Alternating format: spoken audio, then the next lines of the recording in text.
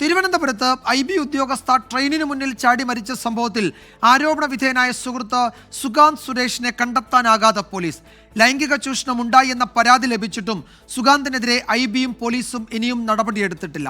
കേസിൽ സുഗാന്ത് സുരേഷ് ഹൈക്കോടതിയിൽ മുൻകൂർ ജാമ്യാപേക്ഷ നൽകി. ലൈംഗിക ചൂഷണം, സാമ്പത്തിക ഇടപാടുകൾ തുടങ്ങിയവയുടെ തെളിവുകൾ IB ഉദ്യോഗസ്ഥയുടെ കുടുംബം പോലീസിന് കൈമാറിയിരുന്നു. ലൈംഗിക ചൂഷണമടക്കം നടന്നു എന്ന പരാതി ലഭിച്ചിട്ടും സുഗാന്തിനെതിരെ IBയും പോലീസും ഇനിയും നടപടി സ്വീകരിച്ചിട്ടില്ല. സുഗാന്ത് IB ചട്ടങ്ങൾ ലംഘിച്ച് ഒളിവിൽ തുടരുന്നതായാണ് വിവരം. അവധിക്ക് പോകുന്ന ഉദ്യോഗസ്ഥൻ ലീവ് അഡ്രസ് നൽകണമെന്ന ഇന്റലിജൻസ് ബ്യൂറോയിൽ ചട്ടമുണ്ട്. അത്യാവശ്യ ഘട്ടങ്ങളിൽ മുതിർന്ന ഉദ്യോഗസ്ഥർക്ക് ബന്ധപ്പെടാനാണ് ഇത്. എന്നാൽ അവധി അപേക്ഷയോ ലീവ് അഡ്രസ്സോ ഇല്ലാതിരുന്നിട്ടും സുഗാന്തിന്റെ കാര്യത്തിൽ തുടർ നടപടികൾ ഇല്ല. അതേസമയം നടപടികൾ ഇഴഞ്ഞു നീങ്ങിയാൽ ഉന്നത പോലീസ് ഉദ്യോഗസ്ഥരെ സമീപിക്കാനാണ് IB ഉദ്യോഗസ്ഥയുടെ കുടുംബത്തിന്റെ തീരുമാനം.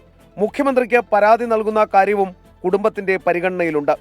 നിലവിൽ സുഗാന്തിനെതിരെ കേസെടുത്തിട്ടില്ലെങ്കിലും ഇയാൾ രാജ്യം വിടുന്നത് ഒഴിവാക്കാൻ വിമാനത്താവളങ്ങളിൽ ലുക്കൌട്ട് സർക്കുലർ നൽകിയിട്ടുണ്ട്. എസ് ശ്രീകാന്ത്, 24, തിരുവനന്തപുരം.